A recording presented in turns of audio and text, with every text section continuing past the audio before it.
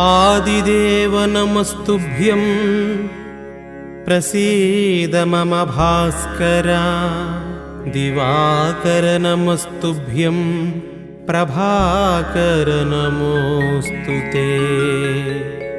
सप्ताश्वरथमारूढं प्रचण्डं कश्यपात्मजं श्वेतपद्मधरं देवं तं सूर्यं प्रणमाम्यहम् लोहितं रथमारूढं सर्वलोकपितामहं महापापहरं देवं तं सूर्यं प्रणमाम्यहम् त्रैगुण्यं च महासूरं